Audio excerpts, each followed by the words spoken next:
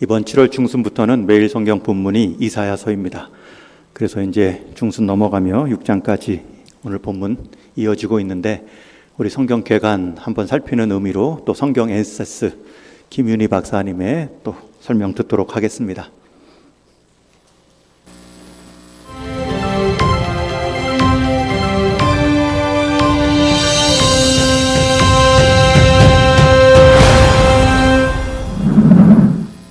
안녕하세요. 이번에는 이사야서에 대해 살펴보겠습니다. 핸델의 유명한 오라토리오 메시아 공연을 보면 이사야를 많이 인용함을 알 수 있습니다. 그중 제1부 예언가 탄생에서 나오는 합창곡 우리를 위해 한 아기가 나셨다는 부분은, 이는 한 아기가 우리에게 낳고 그의 이름은 기묘자라 모사라, 기억나시나요? 전능하신 하나님이라 영존하시는 아버지라 평강의 왕이라 할 것임이라는 이사야 9장 6절 말씀에서 영감을 얻은 것입니다. 신약에서 가장 많이 인용된 책 또한 이사야입니다. 이사야는 분량이 많아 대선지서로 불리며 양만큼 신학적 깊이가 있는 예언서로 사랑을 받아왔습니다. 이사야는 여호와는 구원이시다는 의미를 가지고 있는데, 이것이 이사야서 전체의 주제인 동시에 예언서 전체의 주제이기도 합니다. 이름에 담긴 의미처럼 이사야는 국제 정세가 어지러운 때 다른 나라에 의존하지 말고 구원의 능력이신 여호와만을 믿고 의지하도록 촉구합니다. 이사야는 주전 8세기 후반의 선지자로 유다의 우시야 왕이 사망한 해 선지자로 부름을 받고, 그 이후 요담, 아하스, 히스기야 왕 시대에 걸쳐 활동합니다. 이때는 신아수르 제국이 강대국으로 부상하면서 그들의 팽창 정책으로 서서히 침략의 기운이 맴돌던 때입니다. 이사야를 읽다 보면 40장부터 문체, 분위기, 신학적 관점, 메시지가 확 바뀌는 것을 느낄 수 있습니다. 따라서 자연스럽게 1장에서 39장과 40장에서 66장 이렇게 크게 두 부분으로 나눌 수 있습니다. 1장에서 39장은 처음부터 이스라엘과 열방을 향한 심판과 비난의 메시지로 가득합니다. 40장 이후부터는 위로하라, 위로하라고 시작하며 용서와 구원, 이스라엘의 회복을 이야기합니다. 1장 39장의 시대 배경은 아수르입니다. 시리아의 르신 왕과 이스라엘의 베가 왕이 아수르에 대항하기 위해 연합군을 형성하는데 남유다가 참여하기를 거절합니다. 이에 대해 시리아와 북이스라엘이 동맹군을 형성하여 남유다를 치고 자신들이 원하는 새 임금을 세우려 하는데, 이것을 시리아 에브라임 전쟁이라고 부릅니다. 이사야는 당시 아하스 왕에게 하나님만을 의지하고 아수르와 동맹을 맺지 말 것을 충고하나, 믿음이 없는 아하스는 결국 아수르의 디글랏벨렛의 3세에게 도움을 청하여 아수르의 속국이 되고 그들의 종교를 받아들이게 됩니다. 이사야 36장에서 39장은 아하스의 아들 히스기야 왕 때의 사건을 다룹니다. 히스기야 왕이 반아수르 정책을 폈기 때문에 이번에는 아수르 왕 사네립이 유다 왕국을 침공합니다. 아하스 왕과는 대조적으로 믿음의 사람이 히스기야는 기도로 부르짖으며 여호와를 의지함으로 사네립을 물리치고 아수르로부터 가까스로 위기를 모면하게 됩니다. 이 일이 있기 전 히스기야의 치명적 병이 기도로 기적적으로 치유되고 생명이 연장되면서 당시 신생 도시국가였던 바벨론 왕 무로닥 발라단이 회복을 축하하는 사절단을 보내는데, 히스기야는 이들에게 국가의 보고를 다 보여주는 어리석은 행보를 합니다. 이에 이사야 선지자는 바벨론이 히스기야의 후손을 침략할 것을 예언합니다. 이 사건을 전환점으로 40장 이후부터는 바벨론 왕국을 배경으로 바벨론 포로 생활과 미래의 구원과 해방과 예루살렘을 중심으로 한 왕국의 건설의 메시지를 전하며 새하늘과 새 땅의 종말적 새로운 미래를 예언합니다. 이때 하나님의 뜻을 이행하기 위한 도구로서의 특별한 종을 사용하시리라는 종의 노래가 유명한데, 이 종은 오실 메시아를 가리킵니다. 특히 종의 노래에 나오는 이사야 52장 53장에는 성만찬 때 자주 인용하는 그가 찔림은 우리의 허물 때문이요 그가 상함은 우리의 죄악 때문이라. 우리는 다 양 같아서 그릇 행하여 각기 제 길로 갔거늘 여호와께서는 우리 모두의 죄악을 그에게 담당시키셨도다라는 유명한 말씀이 포함되어 있습니다. 이사야는 여호와를 이스라엘의 거룩한 자라고 20번 이상 칭하며 당시에 죄악된 이스라엘 백성과 여호와의 거룩한 속성을 잘 대조시킵니다. 만군의 여호와도 40번 이상 사용하여 하나님의 능력을 강조합니다. 여호와를 지칭하는 또 다른 표현인 구속자라는 말은 13번 쓰였으며 이를 통해 하나님의 구원의 주권적 은혜를 강조합니다. 이사야가 궁중에서 왕과 귀족 계층들에게 사역을 했다면 동시대에 미가 선지자는 일반 서민들에게 사역을 했습니다. 8세기 때 북이스라엘에서 활동했던 다른 선지자들은 아모스와 호세아가 있습니다. 2세기 유대 전승에 따르면 이사야는 히스기야 다음 왕인 므낫세 왕에게 의해 톱으로 반쪽으로 잘려서 순교했다고 전해집니다. 전체가 66장인 이사야는 처음 39장과 뒷부분인 27장으로 나뉘는데 신구약 성경 66권 중 구약이 39권이고 신약 27권인 것과 숫자가 같아서 성경의 축소판이라고 불리기도 합니다. 더불어 북이스라엘과 남유다의 멸망, 아수르, 바벨론, 바사 왕국에 대한 예언, 동정녀 탄생, 임마누엘, 대속적 죽음과 같은 메시아에 대한 예언, 그리고 하나님에 대한 어떤 구약책보다도 방대하고 심오한 신학을 제공합니다. 이러한 신학의 깊은 연못에 잠겨 많은 은혜 받으시기 바랍니다. 이 정도로 이사야 개관은 대신한 걸로 하고요. 지금 강의하고 계신 매번 여러 번 들으셨을 텐데 이 김윤희 교수님이 누구 따님인지 아십니까? 한국 CCC 대학생 선교회 대표셨던 김중곤 목사님 따님이십니다. 네, 모르셔도 됩니다. 지금은 그 사위 우리 김윤희 교수님의 남편 박성민 교수님이 그 김중곤 목사님의 대를 이어 한국 CCC 대학생 선교회를 이끌고 계시지요. 이 두 분이 신구약을 각각 전공하셔서 그렇게 많은 한국교회와 또 젊은 대학생들을 돕고 있는 사역을 하십니다. 너무나 좋은 강의이고요.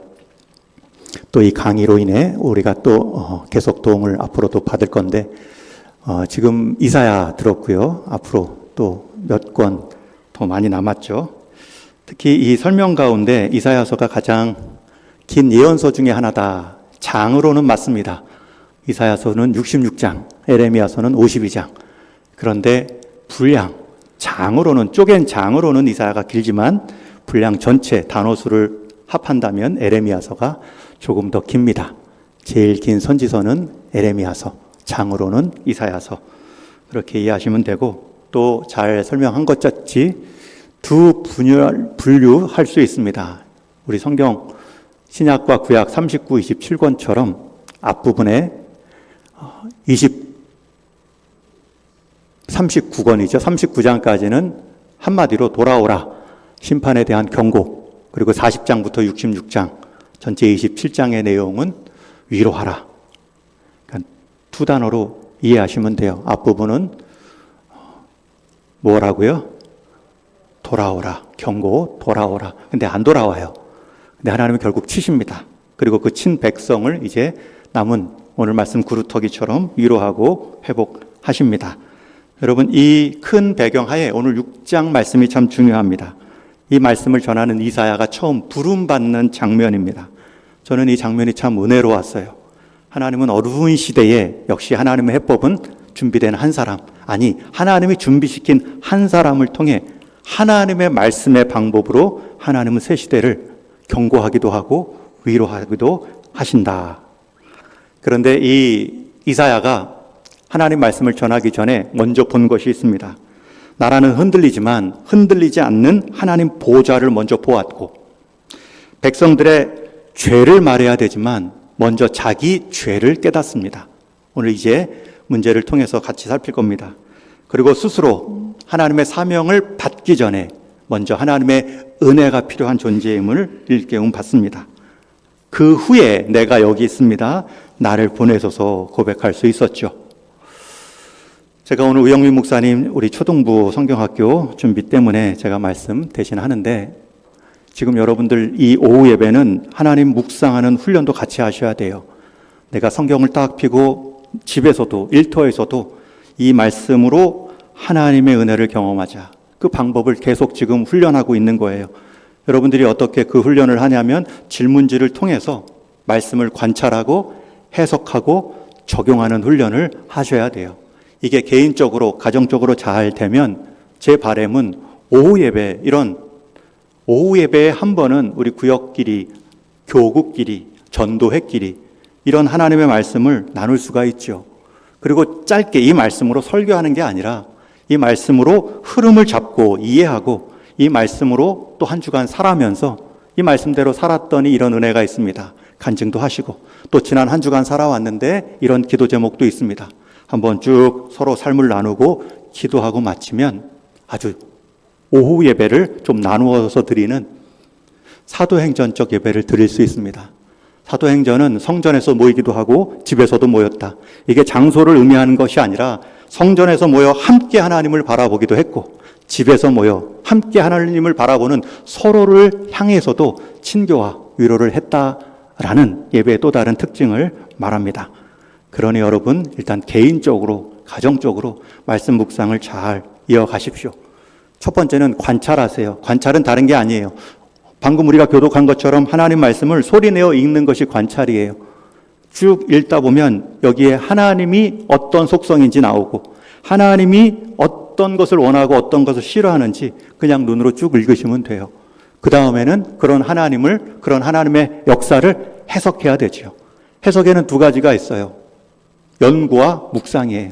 이것도 어렵게 생각하시지 마셔요. 연구라는 것은 검색이고 묵상이라는 것은 사색이에요. 이건 설교 때도 똑같아요. 설교 준비할 때도 연구와 묵상이 필요해요. 연구만 해서 검색만 하면 안 돼요. 자료만 찾으면 안 돼요. 주석만 보면 안 돼요. 그것을 하나의 말씀의 고리 따라 하나님의 말씀의 원리 따라 꿰는 묵상이 필요하죠.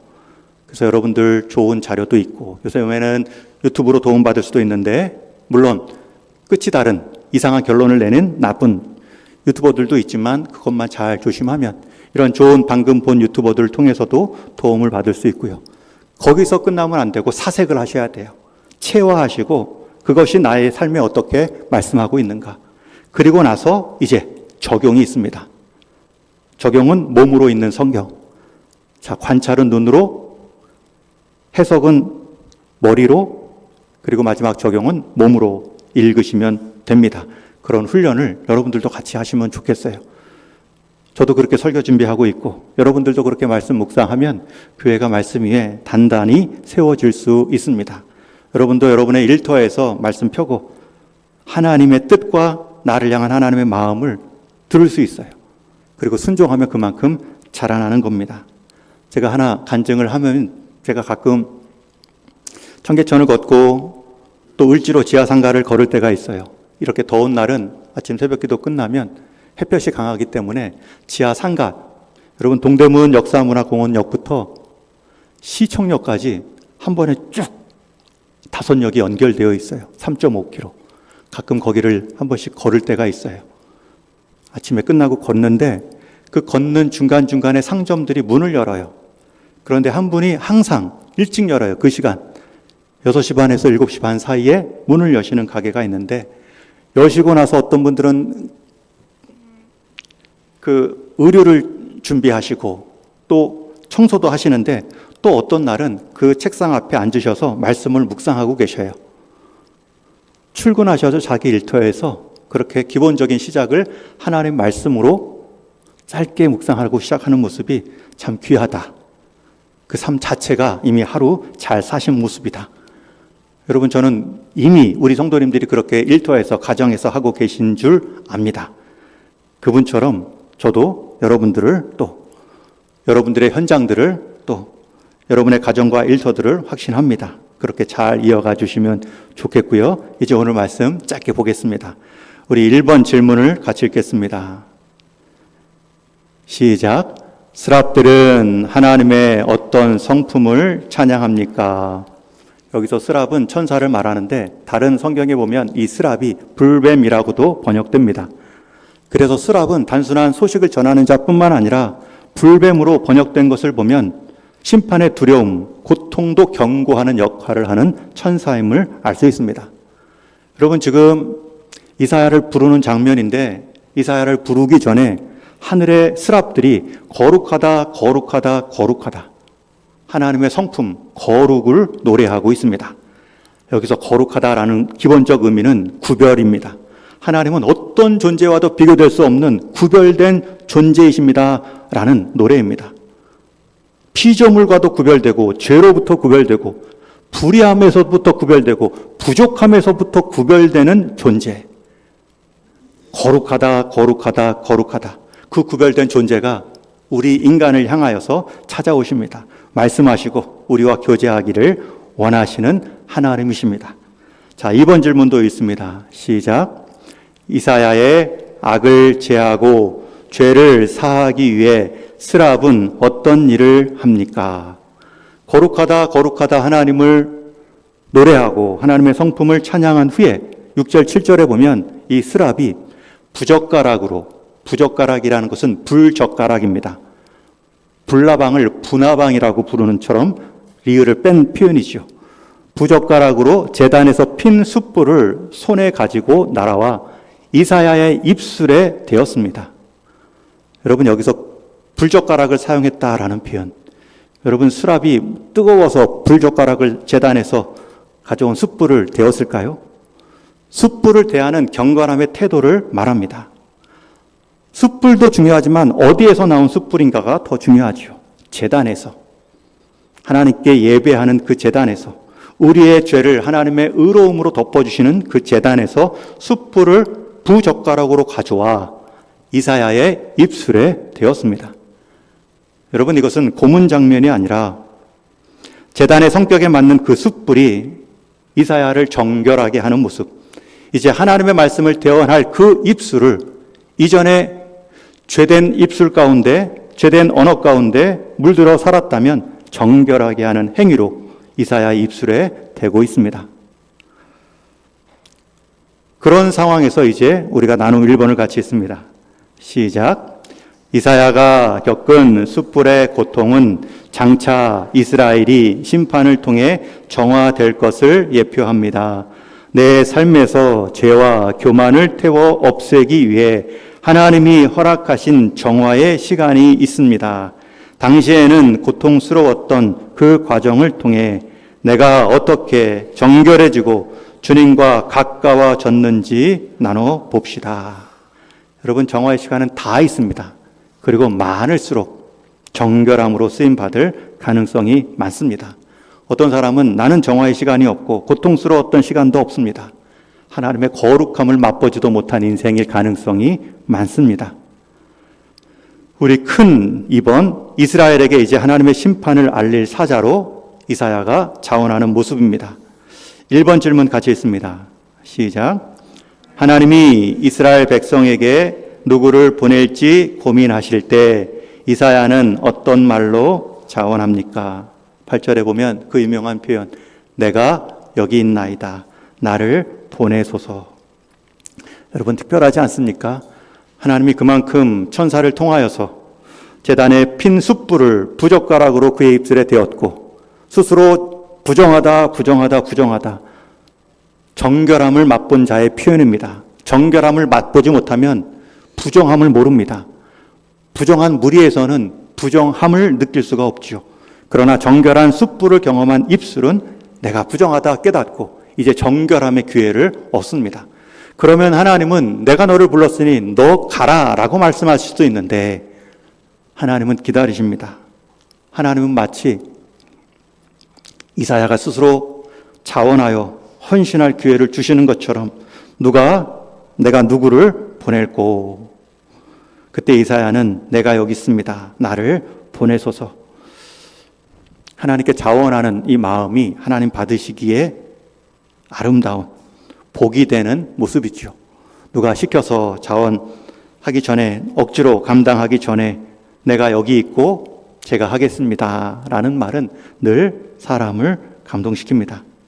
여러분, 이 표현은 이사야가 이제 내가 확신 있게, 내가 분명하게 가면 잘 감당할 수 있습니다 라는 승리의 다짐이 아닙니다.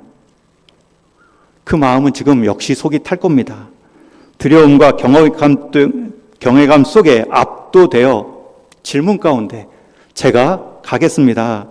반응하여 자원했지만 여러분, 이사야가 전할 메시지는 회복의 메시지가 아닙니다. 심판의 메시지입니다. 이어지는 2, 3, 4번의 내용을 보면 그가 전할 내용은 회복의 말씀이 아닙니다. 오히려 실패가 예정된 말씀을 전하는 어려운 고백입니다. 가면 사람들이 싫어할 말을 전해야 됩니다. 언제까지요? 이 사람들이 다 듣기 싫어서 떠날 때까지. 주님의 부르심에는 그런 길도 있다는 것입니다. 주님의 쓰임받는 역할에는 그런 역할도 있다는 것입니다. 정직한 패배를 감당하는 역할도 있습니다. 겸손하게 가난을 끝까지 이어 사는 역할도 있습니다. 힘겨운 사명이지만 버텨야 하는 역할도 있습니다.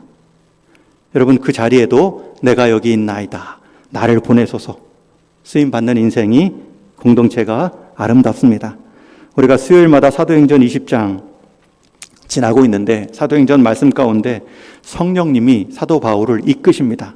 이스라엘로 가라 하는데 갈 때 말씀을 먼저 예고하십니다. 거기는 고난이 있는 자리, 사람이 너를 박해할 자리이다. 여러분, 성령님의 이끌림을 받아도 고난의 자리로 갈 수 있습니다.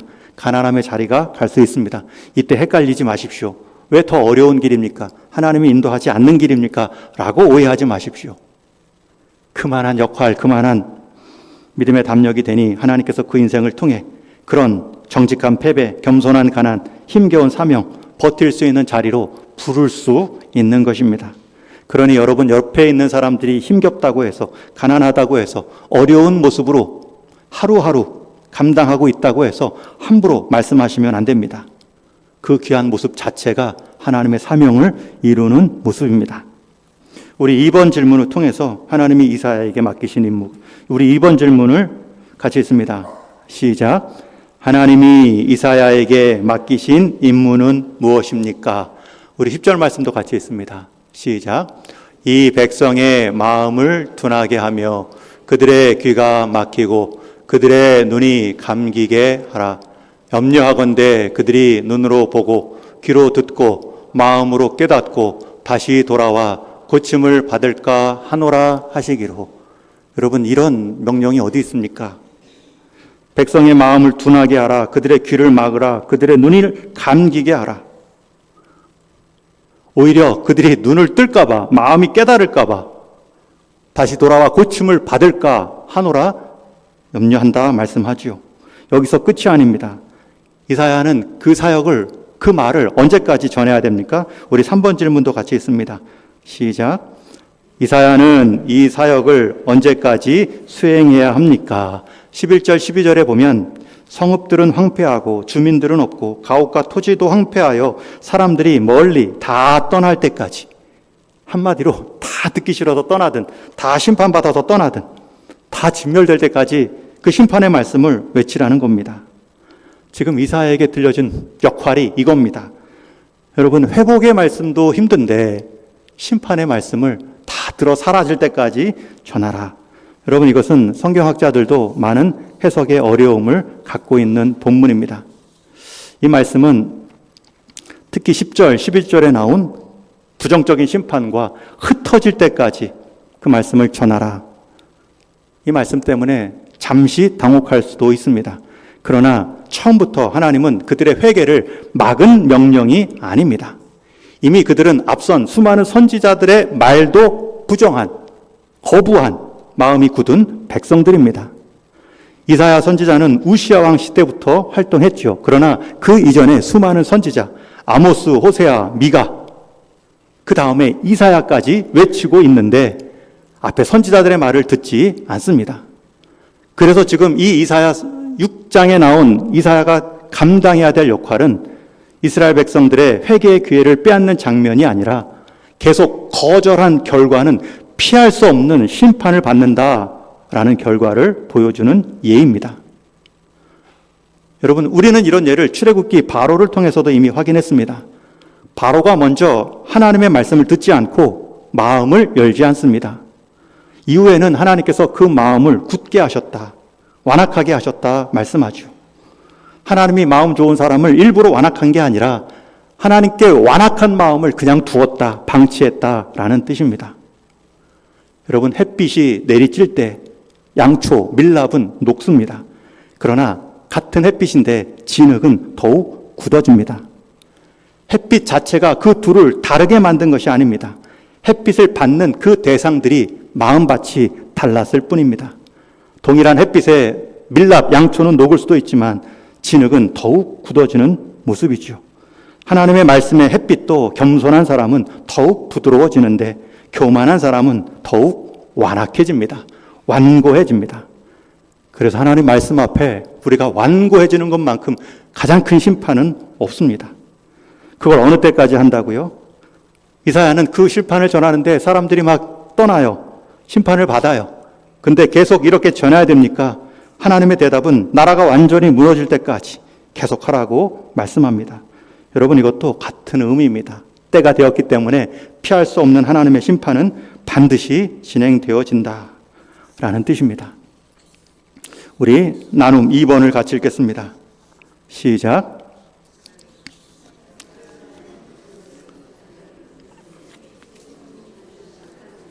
다시 시작할 구루터기를 남겨두십니다. 관계, 상황, 내면 등 지금 내 삶에서 가장 황폐해진 부분은 무엇입니까? 그곳에 주님이 남겨두신 작은 구루터기가 있다면 무엇인지 찾아보고 서로를 위해 기도합시다. 이제 4번 질문이 모든 것이 배임을 당했지라도 하나님이 남겨두신 마지막 희망이 바로 이 구루터기다. 배임을 당하여도 그 구루터기는 남아있는데 그 구루터기를 통해 하나님은 거룩한 씨를 이어가신다. 여러분, 나무를 벨 때 몸통은 베어지지만 생명까지 베어지는 것은 아닙니다. 그 보장이 구루터기, 뿌리 부분입니다. 결국 그 거룩한 씨, 구루터기는 장차 오실 예수 그리스도를 예표하죠. 사람의 죄를 그저 숯불로 태우는 것이 아니라 십자가의 보혈로 영원히 깨끗하게 하실 하나님의 은혜가 있다. 이것을 보여주는 말씀이 오늘 본문의 말씀입니다. 여러분이 거룩한 구루터기입니다. 여러분을 통해서 하나님은 하나님의 역사, 하나님의 일꾼을 지금도 이루어 가십니다. 특별히 오늘 말씀 이사야 6장 시작은 우시야 왕이 죽던 해에라는 표현이 나오죠. 여러분, 굳이 이 땅의 왕이 죽었던 해에 하나님께서 이스라엘을 불렀던 이유는 이 땅의 왕은 죽어도 그 왕을 세운 하늘왕 하나님은 건재하시다. 우시야 왕이 죽던 해도 하나님의 역사, 하나님의 일은 막힘이 없음을 보여주고 있습니다. 여러분, 그 하나님의 역사의 시작은 누구입니까? 하나님의 사람. 그 하나님의 사람을 어떻게 쓰십니까? 하나님 말씀에 대한 경외함, 하나님 통치, 보호자에 대한 새로운 시야, 그것을 경험한 한 사람이 자원하여 내가 여기 있나이다, 나를 보내소서. 그런 일꾼을 통해 하나님은 한 시대를, 한 공동체를 새롭게 합니다. 그 일꾼이 감당하는 일이 심판의 메시지, 사람들을 흩어질 때까지 해치는 모습일지라도 그 역할을 묵묵히 감당하는 게 또 하나님의 또 다른 사람의 역할입니다. 저와 여러분도 오늘 우리가 이 말씀을 통해 돌아오를 때 돌아가는 것이 은혜입니다. 그래야 참된 위로를 매없이 경험할 수 있습니다. 그 과정에서 하나님은 거룩한 씨, 구루터기를 사용하십니다. 저와 여러분이 구루터기입니다. 오후 예배 드리는 여러분들이 구루터기입니다. 가정에서 여러분들이 구루터기입니다. 여러분이 이제 일터에 나가시면 구루터기가 되어 주셔야 됩니다. 이사야와 같이 하나님 말씀대로 사는데 점점 힘들고 손해보는 것 같지만 그 일 자체가 귀합니다. 하나님은 그 일꾼을 통해 하나님의 역사를 보여주실 것입니다. 여러분이 먼저 말씀 앞에 은혜로운 부드러운 마음을 유지하고 하나님 앞에서 변화된 자로 구루터기로 쓰임받는 우리 동일의 성도님 되기를 주님의 이름으로 축원합니다.